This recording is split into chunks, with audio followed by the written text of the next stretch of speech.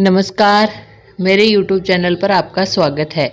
आज हम कक्षा 10 के अध्याय 5 कृपाराम खिड़िया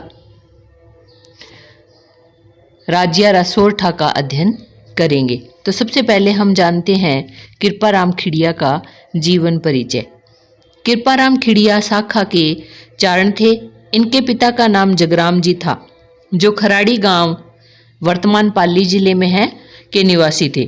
सीकर नरेश देवी सिंह एवं उनके पुत्र राव राजा लक्ष्मण सिंह ने इनकी कवि प्रतिभा एवं विद्वता से प्रभावित हो इन्हें क्रमशः महाराजपुरा एवं लक्ष्मणपुरा गांव की जागीर प्रदान की। कृपाराम खिड़िया का रचना काल संवत 1864 विक्रम संवत के आसपास माना जाता है। इनकी रचनाओं में राज्या सोरठा जो काव्यखंड है, चालकनेसी जो एक नाटक है तथा एक अलंकार ग्रंथ के नाम गिनाए जाते हैं। इनमें से राज्या सोरठा ही वर्तमान में उपलब्ध है। राज्या सोरठा ग्रंथ कवि ने अपने सेवक राजाराम को संबोधित कर लिखा है। राजाराम राज्य कवि का विश्वास पात्र एवं सेवाभावी सेवक था। राजाराम निसंतान था, इसीलिए वह बहुत उदास रहता था कि मरणोपरांत कोई उसका नाम लेने वाला भी नहीं रहेगा।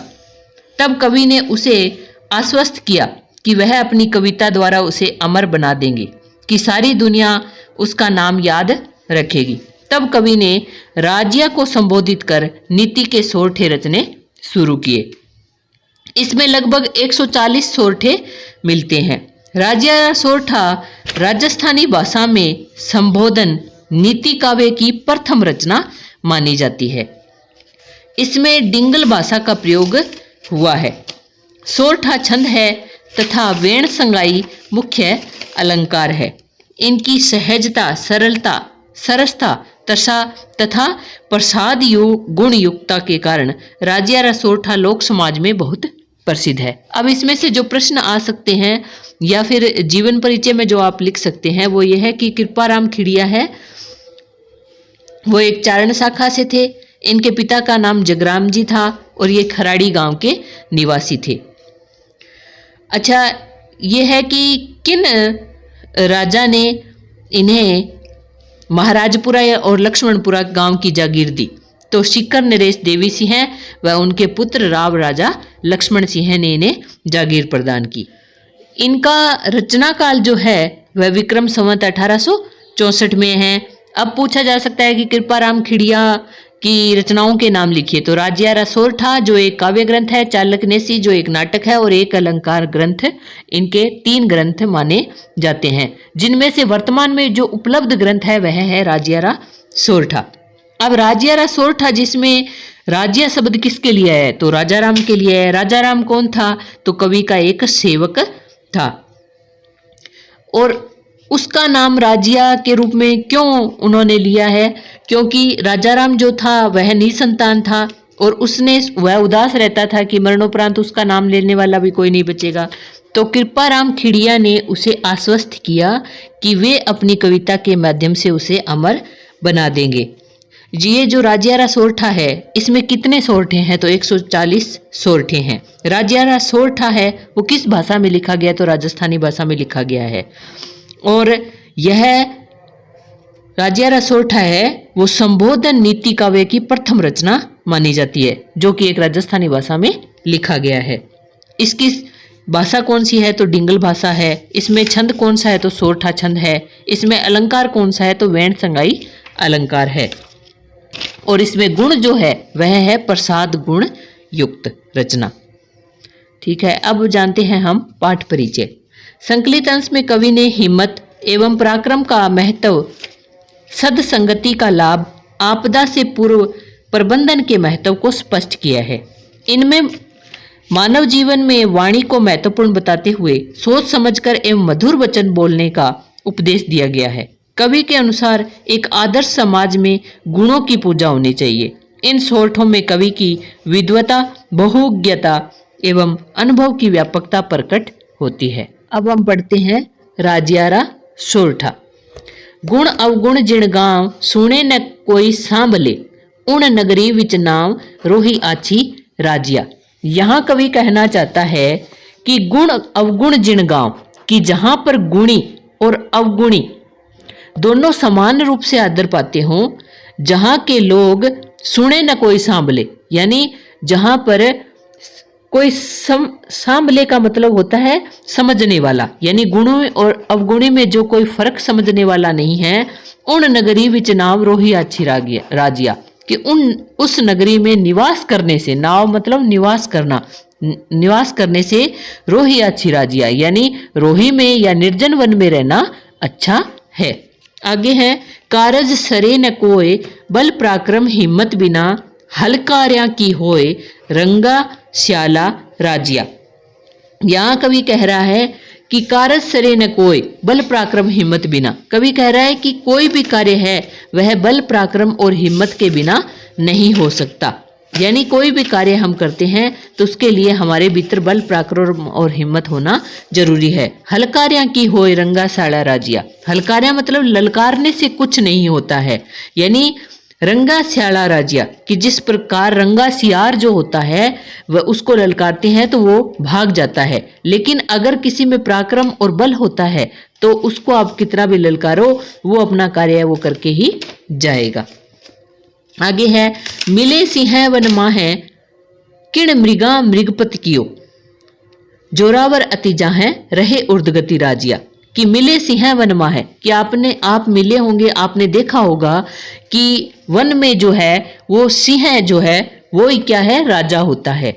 तो किण मृगा मृगपति कियो यानी उसको किन मृगों ने या किन जानवरों ने उसको मृगपति बनाया, यानी हिरणों का राजा बनाया। जोरावर अति जाहे रहे उर्दगति राजिया, कवि कहना चाहता है कि जोरावर यानी जिसमें बल होती है, जिसमें अधिक बल होता है, रहे उर्दगति राजिया वही ऊंचे स्थान पर विराजमान होता है। उर्दगति का मतलब है ऊंचे स्थान पर। आगे है अच्छा युद्ध अणपार धार खगा सन्मुख दसे भोगे हुए बरतार रसाजी के नर राजिया, यानी जो व्यक्ति युद्ध में अजेय रहता है, युद्ध का मतलब है युद्ध और अणपार मतलब अजेय रहना, धार खगा सन्मुख दसे और जो शूरवीर व्यक्ति तलवार की धार के सन्मुख खड़ा रहता है यानी डटकर उसका सामना करता है।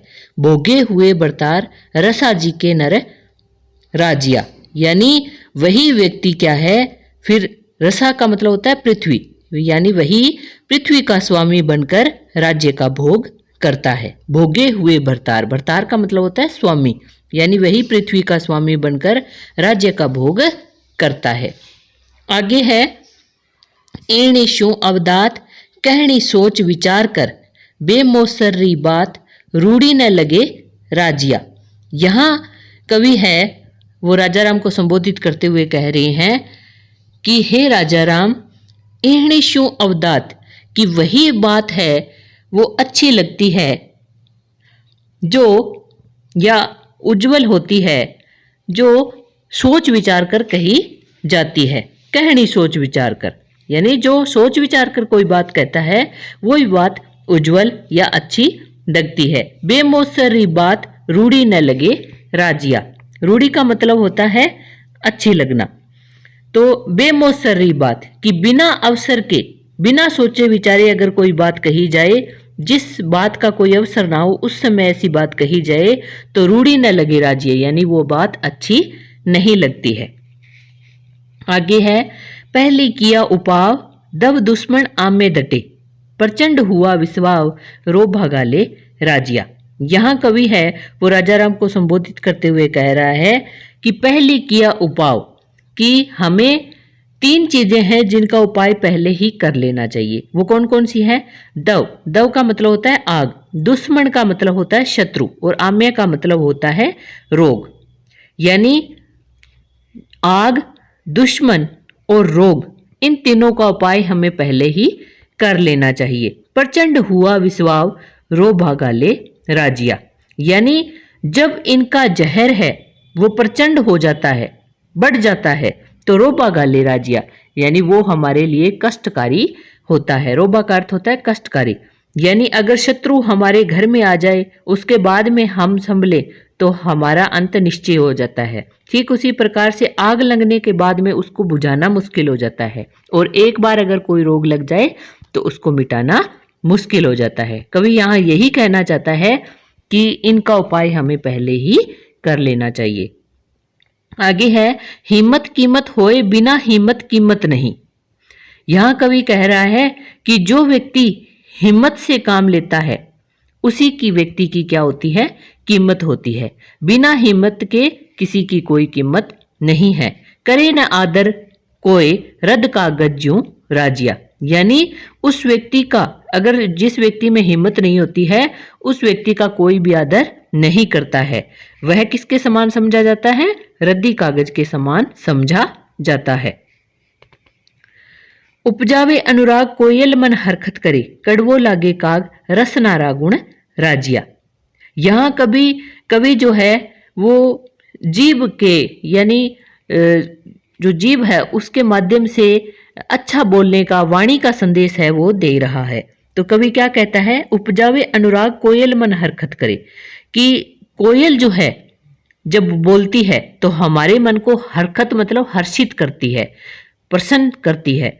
और उपजावे अनुराग, और हमारे भीतर प्रेम उत्पन्न करती है। अनुराग मतलब होता है प्रेम, यानी जब कोयल बोलती है तो हमारे हृदय में अनुराग यानी प्रेम उत्पन्न होता है और हम खुश हो जाते हैं। कड़वो लागे काग, और जब कौवा बोलता है तो वो हमारे मन को कड़वा लगता है। रसनारा गुण राजिया, यहाँ कह रहे हैं कि हे राजा राम, वाणी का ही गुण है, यानी हम जैसा बोलेंगे वैसा ही हमें आदर मिलता है। आगे है, दूध नीर मिल दोय हेक जिसी आकृति होय, करे न न्यारो कोय राजहंस बिना राजिया। यहाँ कवि कहना चाहता है कि दूध और नीर यानी दूध और जल जब आपस में मिल जाते हैं तो दोनों की आकृति जो है, आकृति मतलब आकृति, हेक जिसी का मतलब होता है एक जैसी, यानी उनकी आकृति है वो एक जैसी हो जाती है। यानी वो पानी भी क्या है, दूध में मिलकर के सफेद हो जाता है। करे न न्यारो कोई राजहंस बिना राजिया, यानी उनको कोई भी अलग नहीं कर सकता। राजहंस बिना राजिया, राजहंस का मतलब है यहाँ ज्ञानी व्यक्ति से, यानी दूध और जल को कोई अलग कर सकता है तो वो है राजहंस यानी ज्ञानी व्यक्ति। इसके माध्यम से कवि यही कहना चाहता है कि कौन अच्छा है और कौन बुरा है, उसका यानी उसको कौन समझ सकता है, एक ज्ञानी व्यक्ति ही समझ सकता है। और उन दोनों के बीच में भेद है, एक ज्ञानी मनुष्य, विद्वान मनुष्य है, वो ही कर सकता है। आगे है, मल्यागिरी मजार हर को तर चन्नन हुए संगत लिए सुधार रुखा ही ने राजिया। इसके माध्यम से कवि संगति का संदेश देना चाहता है। कवि कह रहा है कि हे राजा राम, कि मल्यगिरी के मध्य में ऐसा लगता है जैसे सारे पेड़ है वो चंदन के समान हो गए हैं। हर का मतलब होता है प्रत्येक, तर मतलब वृक्ष, चंदन का मतलब है चंदन, यानी ऐसा लगता है जैसे मल्यगिरी के मध्य में सारे वृक्ष हैं वो चंदन के हो गए हैं। संगत लिए सुधार रूखा ही ने राजिया, यानी हमें भी उसी प्रकार अपनी संगति को सुधार लेना चाहिए। जैसे जिस प्रकार से वृक्ष है वो प्रत्येक वृक्ष है उसमें चंदन की खुशबू आने लग गई है। यानी इसका मतलब यह है कि मल्यगिरी के मध्य में सिर्फ एक चंदन के वृक्ष नहीं है बल्कि और भी बहुत सारे वृक्ष हैं, लेकिन क्या है, सभी पेड़ों ने क्या है, चंदन की खुशबू को ग्रहण कर लिया है। उसी प्रकार हमें भी क्या है, अच्छे मनुष्य की संगति में रहकर अपने आप को सुधार लेना चाहिए। आगे है, पाटा पीड़ा उपा तन लागा तरवारिया वही जीवरा घाव रति न औखद राजिया।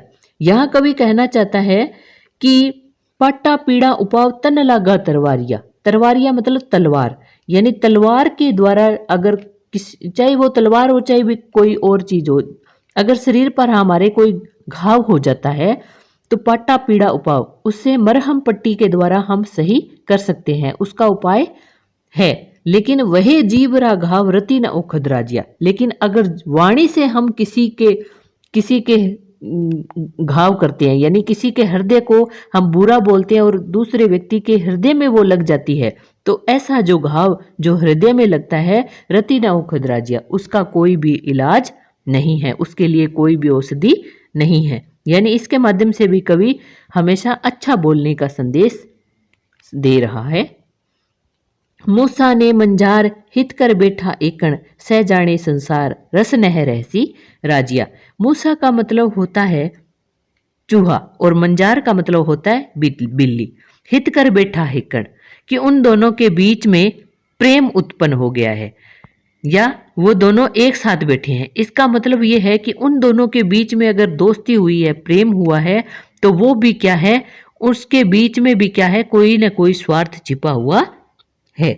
यानी उन दोनों के बीच में कभी दोस्ती, विपरीत स्वभाव वाले जो व्यक्ति होते हैं उनके बीच में कभी दोस्ती नहीं हो सकती। सह जाने संसार रस नह रहसी राजिया कि समस्त संसार जानता है कि दो विपरीत प्रवृत्ति वाले मनुष्यों के बीच में कभी भी प्रेम उत्पन्न नहीं हो सकता। यानी उनके बीच में अगर प्रेम है तो वो स्वार्थ के लिए है, और जैसे ही उनका स्वार्थ सिद्ध हो जाता है वैसे ही क्या है, उनकी दोस्ती भी समाप्त हो जाती है। आगे है खल गुण अण खुंताए एक भाव कर यादरे ते नगरी हुंताए रोही आछी राजिया। यहाँ कवि कहना चाहता है कि जहाँ खल, गुड़ और चारा तीनों एक भाव के साथ एक ही भाव में बिकते हों, ते नगरी हुंताए रोही आछी राजिया, ऐसी नगरी में रहने से निर्जन वन में रहना अच्छा है। यहाँ कवि यही कहना चाहता है कि जैसे खल है, गुड़ है और चारा है, तीनों एक ही भाव से आंके जाते हों। यानी यहाँ कहने का मतलब यह है कि गुणी और अवगुणी दोनों समान रूप से आदर पाते हों, ऐसी नगरी में रहने से हमें रोही में रहना या निर्जन वन में रहना अच्छा होता है। घण घण साबल घाय न फूटे पहाड़ निवड़, जड़ कोमल बिंद जाए राय पड़े जद राजिया। यहाँ कवि यही कहना चाहता है कि घण घण, यानी कवि कह रहा है कि हे राजा राम, अगर पहाड़ है, कठोर पहाड़ है, निवड़ का मतलब होता है कठोर, कठोर पहाड़ है, उसको हम चाहे घण से चाहे साबल से हम कितने भी ही घाव करें यानी उन पर प्रहार करें, लेकिन वो नहीं फूट सकता। लेकिन जड़ कोमल बिध जाए राय पड़े जद राजिया, यानी अगर उस पहाड़ में भी कहीं दरार पड़ जाए तो फिर उस पहाड़ को तोड़ना आसान हो जाता है। उसकी कोमल जड़, यानी जब दरार पड़ जाती है तो वो वहां से कोमल हो जाती है और उसके कारण क्या, उसको फोड़ना आसान हो जाता है। इसके माध्यम से कवि यही कहना चाहता है कि जब एक बार कोई सामाजिक एकता है, चाहे कोई समुदाय है, चाहे कोई दोस्ती है और चाहे कोई परिवार है, उसमें अगर एक बार दरार पड़ जाए तो फिर उस परिवार को, उस समाज को, उस समुदाय को तोड़ना आसान हो जाता है। आगे है पे मीठा कर पाक जो इमरत सींचिए उर कड़वाई याक रंच न मुके राजिया। यहाँ कवि जो है इसके माध्यम से कवि है वो स्वाभाविक जन्मजात जो गुण होते हैं उनको बदला नहीं जा सकता है। उसके माध्यम से कवि यही संदेश देना चाहता है कि पे मीठा कर पाक जो इमरत सींचिए, कि आक जो है उसको अगर हम दूध में कितना ही उबालें, चाहे उसको मीठे में कितना ही उबालें और चाहे उसको अमृत से कितना ही हम सींचें या उबालें, तो उसका जो आंकड़े का जो कड़वापन है वो कभी भी समाप्त नहीं होता है। उसी प्रकार उर कड़वाई आंख रंच न मुके राजिया, ठीक उसी प्रकार से जन्मजात व्यक्ति का जैसा स्वभाव होता है वो वैसा ही रहता है। अगर हम उसको कितना भी बदलने का प्रयास करें तो वह नहीं बदलता है। यानी इसके माध्यम से कवि यही कहना चाहता है कि जन्मजात प्रवृत्तियों को बदलना असंभव है। अब इसमें जो प्रश्न बनते हैं वो ये है कि गुण और अवगुण से संबंधित है वो दो सोरठी यहाँ पर आई हैं। एक तो है गुण अवगुण जिन गांव सुने न कोई सांभले उन नगरी विच नाम रोही आरसी राजिया। दूसरा है खड़ गुड़ अण खुंताए एक भाव कर यादरे ते नगरी हुंताए रोही आची राजिया। इसके माध्यम से कवि यही कहना चाहता है कि जहाँ पर गुणी और अवगुणी व्यक्ति दोनों एक समान आदर पाते हों, ऐसे नगरी में रहने से रोही में रहना अच्छा है। अब आता है एक प्रश्न बनता है कि वाणी के महत्व को कवि ने किस प्रकार स्पष्ट किया है। तो इसके भी कवि ने दो उदाहरण दिए हैं। एक तो दिया है कि पट्टा पीड़ा उपाव तन लागा तरवारिया वह जीव रागाव रति न उखद राजिया, यानी पट्टी के द्वारा मरहम पट्टी के द्वारा तलवार का घाव होता है उसको हम ठीक कर सकते हैं, लेकिन वाणी के द्वारा दिया हुआ जो घाव है उसको हम कभी भी ठीक नहीं कर सकते। एक जो दिया है कि कोयल वाला दिया है कि जैसे कोयल जब बोलती है तो वो सबके मन को खुश कर लेती है, और जब कौवा बोलता है तो वो कोई भी व्यक्ति उसका आदर नहीं करता है। इसके माध्यम से कवि अच्छा बोलने, मीठा बोलने का संदेश दे रहा है। एक जो है हिम्मत से संबंधित है। हिम्मत के महत्व को कवि ने किस प्रकार स्पष्ट किया है? तो एक तो यही कहा है कि कारज सरे न कोई बल पराक्रम हिम्मत बिना, हलकारियां के होए रंगा स्याड़ा राजिया, यानी बल पराक्रम और हिम्मत के बिना कोई काम नहीं होता है। अगर जिसमें बल पराक्रम हिम्मत नहीं है तो वो रंगे स्यार के समान होता है। एक जो कहा है वो मिले सिंह वनमा है किण मृगा मृगपति कियो, यानी शेर जो है वो भी अपने बल से, अपनी ताकत से क्या है, ऊंचे स्थान पर विराजमान हुआ है, यानी उसको मृगपति किसने बनाया है? उसके बल ने बनाया है। एक जो कवि ने हिम्मत का उदाहरण दिया है वो ये है कि हिम्मत कीमत होए बिना हिम्मत कीमत नहीं, कि जिसकी हिम्मत होती है उसी की कीमत होती है, बिना हिम्मत के कोई कीमत नहीं है। उस व्यक्ति का वैसे ही आदर नहीं होता है जैसे रद्दी कागज का कोई आदर नहीं होता है, उसे फेंक दिया जाता है। ठीक उसी प्रकार से जिस व्यक्ति में हिम्मत नहीं है उसका भी कोई आदर नहीं करता है।